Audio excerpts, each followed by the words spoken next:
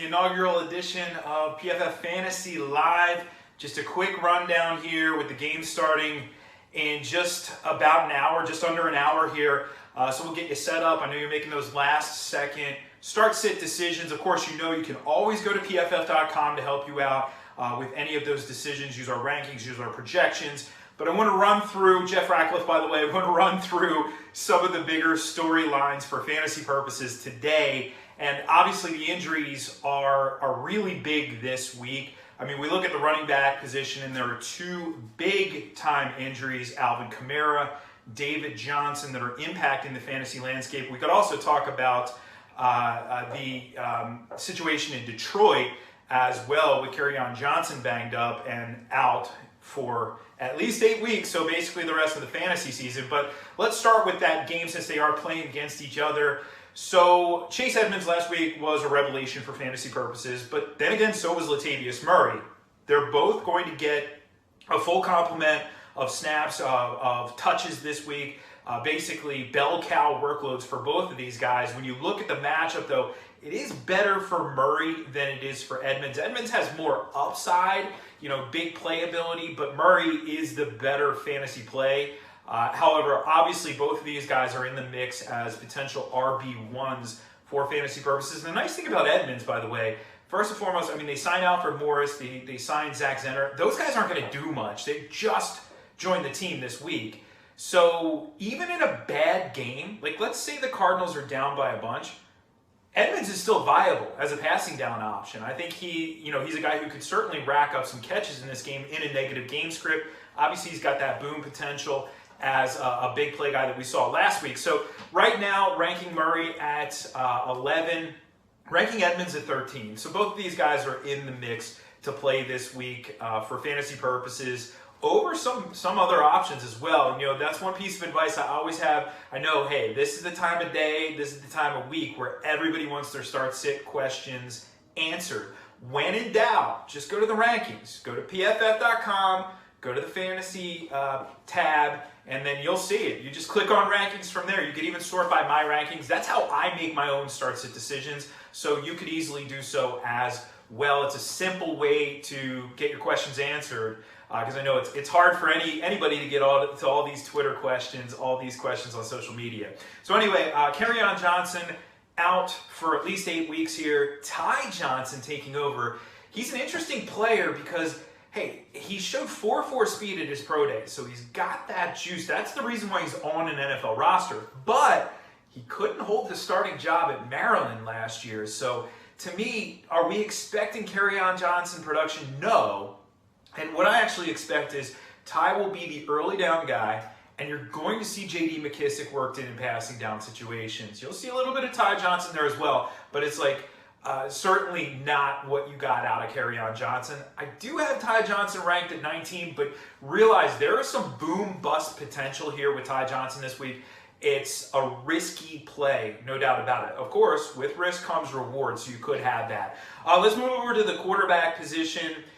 Two quarterbacks who are out, one quarterback who's back in. So we'll talk about him first. Drew Brees, good to see him back under center this week. Obviously, hey, they didn't really skip a beat without him. And it's not like they were loaded up with fantasy options. It's kind of Michael Thomas and maybe you take a flyer on Ted Ginn, but really, and Traquan's been banged up, so it really hasn't impacted things. Thomas is just doing his thing over and over and over again. So, I mean, hey, he's good to go, and having Brees out there certainly isn't going to hurt anything. Now, in terms of Brees, are you using him today? That's the question. I don't see any reason to not put him right back in where he was. Now, granted, we weren't especially high on him before the injury. He's a fringe quarterback one. So in a week where maybe, hey, if you don't have Lamar Jackson and you somehow had Brees, yeah, obviously you're going to start him. You're not going to overthink it. You're not going to go to the waiver wire. But there are some interesting guys on waivers this week who are streamer worthy. Right in that same range. I think I would just go with the safe play, though, with Drew Brees. He's a fringe top 12 guy, so you just go with it and call it a day there. Now, of course, you could be without Patrick Mahomes. Does look like he'll be back after the bye, though. The bye week, of course, coming up here next week for them. So week 10, Patrick Mahomes can be back. We're good to go. I'm not worried about him. this is just one of those things where this is why we don't take quarterbacks early. And it's not saying that we knew he was going to get hurt. It's just the value cost. If you take a quarterback in the second round, you lost your second round pick this year as a result. That value cost is a massive hit, as opposed to if you took your quarterback in the 10th round and say he's hurt. All right, well, the value cost to your roster isn't as big as taking that quarterback early. But Patrick Mahomes is a rock star. If anything, I don't like trading for quarterbacks, but if you could get him on the cheap right now, if you have a panicking Patrick Mahomes owner, go for it. Go for it. Matt Moore, obviously not doing any justice to that roster. But Tyreek Hill's still back-end wide receiver one. Hey, he put up decent numbers with Matt Moore last week, and Tyreek Hill's the type of player, just give him the ball. Get him the ball anywhere on the field, and he can get something done for you. Everybody else, well, Travis Kelce obviously is still a startable fantasy tight end, but everybody else does become pretty risky in that passing game, not using any of these, the McCole Hardmans of the world, Marcus Robinson. Even Sammy Watkins coming back this week is a very risky play, so I don't think we're looking at him. I expect to see a lot of Shady McCoy in that game. I actually, I think that's, if you want to cover up Matt Moore, you can run on the Packers. We know that. They're giving up the 4th most fantasy points per game to opposing running backs, so I expect to see a lot of Shady. Does that mean we fire him up with confidence for fantasy? Not necessarily. He's an RB2 this week and more of a back-end RB2 just because of the volatility that comes with him. But you can get away with playing him. That's the point. Now, and of course, by the way, you could get away with playing the Packers defense this week. Moving on to the other player who is banged up here and not playing, Matt Ryan. Fire up the Seahawks defense. Even though that secondary isn't that good, Matt Schaub under center, they should have a field day against Matt Schaub. So when we look at Julio Jones, slight downgrade, but you're still using him as a wide receiver one. Austin Hooper, slight downgrade, but you're still using him. Calvin Ridley's interesting. I think you have to look at him still as a wide receiver 3 because of Mo Sanu being out of the mix. That opens up some targets here for Calvin Ridley, even with Matt Schaub under center. But he obviously is much more risky than if Matt Ryan was out there. So you may think twice about that if you have a better option to play as your 3rd receiver this week. Better days will be ahead for Calvin Ridley, though, once Ryan's back under center.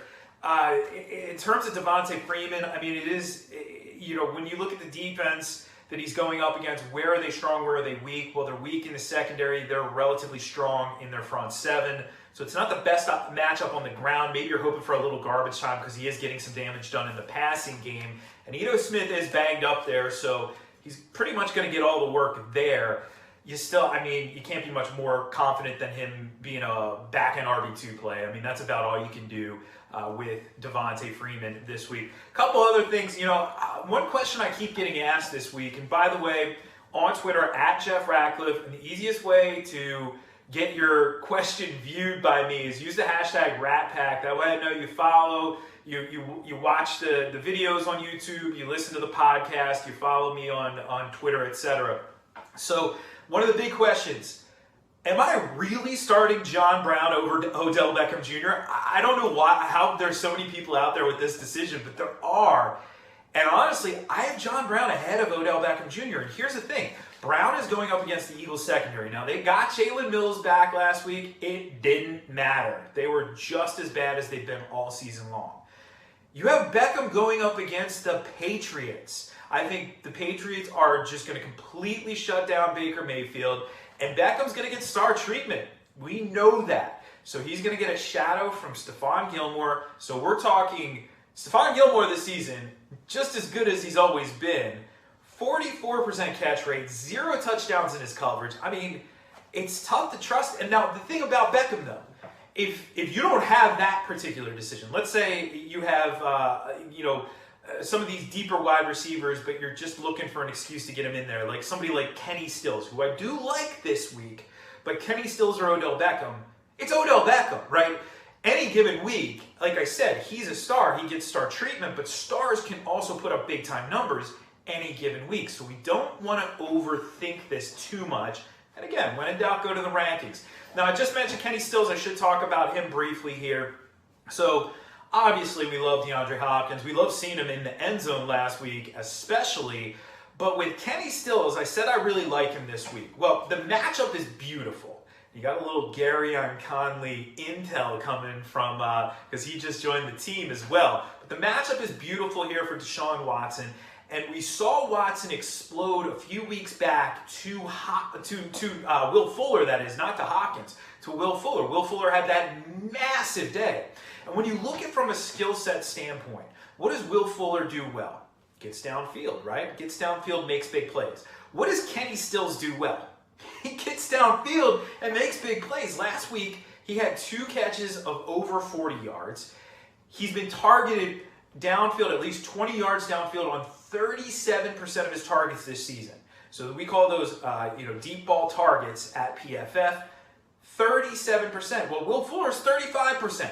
I don't think there's that much of a drop-off from Kenny Stills, or from Will Fuller to Kenny Stills, I should say. And I think you get just as much upside there with Kenny Stills. He's a sneaky borderline wide receiver 2. He's just on the outside of the wide receiver 2s for me. I am using him in DFS. I am stacking him with Watson. And I like this game stack, by the way. If you're playing DFS, it's sort of a chalky game stack. Don't get me wrong. But sometimes you have to eat the chalk a little bit on your lineup. But you have Watson, Stills, and Darren Waller on the other side. Only Evan Ingram seeing more targets per game among tight ends this season. So certainly an interesting play there. Like that a lot. As far as DFS goes as well, a couple guys I'm fading. I actually am fading Christian McCaffrey, and it's not a season-long thing. I'm playing him in season-long no matter what, no matter who the matchup is. He could be up against the 85 Bears. I'm playing Christian McCaffrey in season-long. But in DFS, I'm going to fade him this week simply because he's going up against San Francisco. That defense is legit, and they are the toughest fantasy matchup for running backs right now. His price point's too high. Just a safe fade this week. You don't need McCaffrey. And Michael Thomas as well. So bigger name guys. The reason why I'm fading him, and again, not in season long, but why I'm fading him in DFS is there is the chance that Patrick Peterson shadows. Now, if Patrick Peterson shadows in this contest, well, he's going to be on Michael Thomas. And the thing about it is Thomas is going to get his regardless, but it caps his upside. See, DFS is all about that high ceiling, whereas you don't mind a higher floor in season-long fantasy football. So a fantasy fade as a result of that. If you're looking for some defenses to stream real quick here, I mean, obviously, some of the bigger defenses probably already taken up. But if the Lions are still out there, I actually added them in a league this week where, hey, they're going up against the Giants. The Giants, 2.8 turnovers per game over their last 5. They're a really good matchup here. Daniel Jones, he's a rookie. He's very much a rookie, so you can take advantage of that. I don't mind the Titans against Jameis Winston. The Packers and the Seahawks. Let's take advantage of the Matt matchups. Matt Moore, Matt Shaw. Hey, you could do worse than those guys.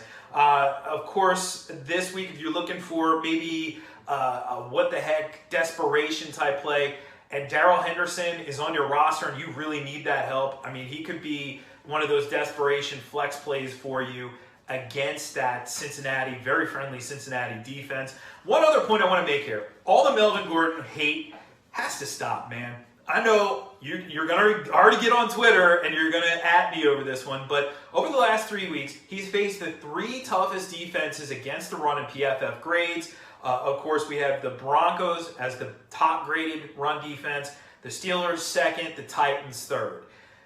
This week, he's up against the Bears. This week, we'll actually get to see, and I know that sounds kind of odd, but we'll actually get to see whether or not Melvin Gordon can really perform this season. Because the Bears are actually the 7th best fantasy matchup for running backs. And we saw Latavius Murray ran all over him last week. Now, Gordon, 2.25 yards per carry this season. That's ugly. But almost all of it is coming after contact. So his offensive line is doing nothing for him. 1.89 after contact. And by the way, Austin Eckler, 2.15. So he's not doing any better than Gordon. In fact, doing worse. He's getting his damage done in the passing game. All right, that's all my time here. Get those starting lineups in. Hammer it, baby. And, of course, follow me on Twitter at Jeff Ratcliffe, on Instagram at Jeff Ratcliffe. Remember, the website is pff.com, fantasy tab. Go to the rankings. You'll get your start-sit questions answered if I can't get to you on social media. And, of course, you can subscribe as well. Edge subscriber, or even better, an elite subscriber. Get you all those fantasy goodies there at pff.com. So for PFF Fantasy Live will be back next week with another edition of this. But like I said, enjoy Week 8. We'll catch you on the flip side. I'm Jeff Ratcliffe, and I'm out of here.